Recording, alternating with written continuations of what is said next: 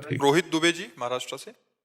महाराज जी, मैं आपके दिए गए मार्गदर्शन पर लगभग 1 साल से भगवत मार्ग पर चलने का भरसक प्रयत्न कर रहा हूँ, पर आधा आधा नाम जब भी करता हूँ, मेरे जीवन के अभी खाली 3 आधार हैं: राधा नाम, आपके दिए गए भागवतिक आदेश और पवित्र आचरण। महाराज जी, मेरा प्रश्न यह है कि जितना फायदा नाम जप करने का होता है, उतना ही फायदा क्या नाम जप सुनने का भी होता है? हाँ, श्रवण कथन का एक ही फल होता है।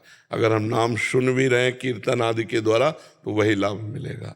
उसका श्रवण कथन का एक ही फल होता है। महाराज जी, नाम से आप बोलते हो भगवत प्राप्ति होती है, तो सहचरी भाव के लिए मंत्र जरूरी है।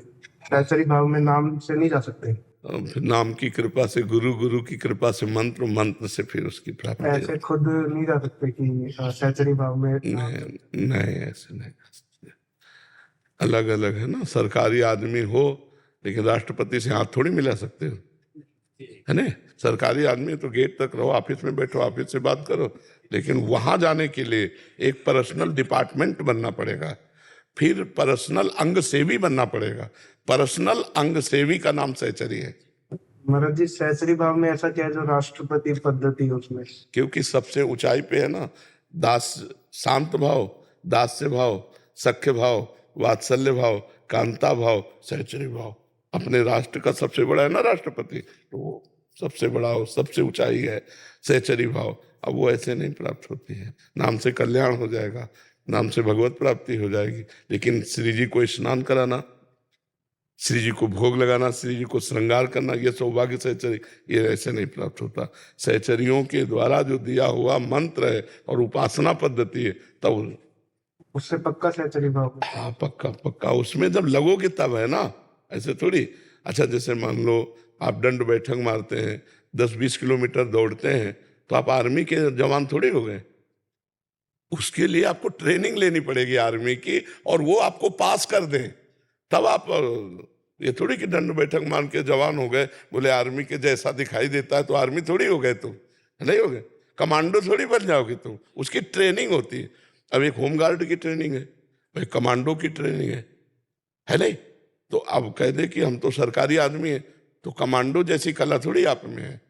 वो तो मिनट में पलक झपकते ही आदमी को गोली मार दे, और यहाँ संभालना पड़ेगा। अच्छा, अपने लोग जैसे हैं तो पूरे दिन भर लगे रहे तो कुछ नहीं कर पाए, क्योंकि पता ही नहीं, अभ्यास ही नहीं है। तो ऐसे ही जो मंत्र होते हैं वो रहस्य होते हैं। मंत्र का मतलब होता है रहस्य, सहचरी भाव का रहस्य।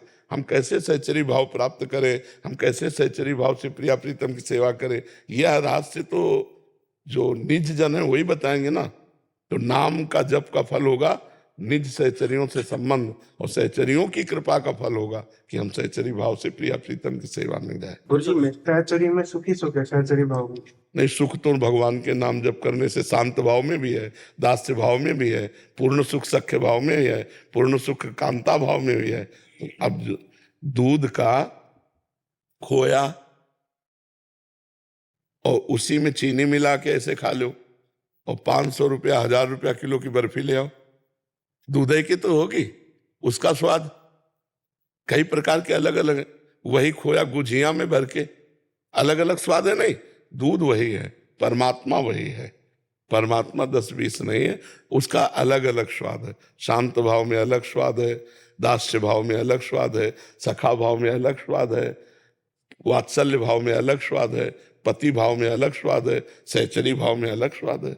स्वाद है, परमात्मा एक ही है, परमात्मा 10-20 नहीं है। स्वाद का स्वाद विशेष, रस विशेष, रसास्वादन विशेष, ये भाव। और परम सुख और परम आनंद तो भगवान के नाम जपने से ही है, दास भाव से ही है। ये तो उस आनंद की चरम विषय। अब जैसे दास है तो ऐसे मिलेगा भगवान से स्वामी, वो ऐसे थोड़ी बात करता है।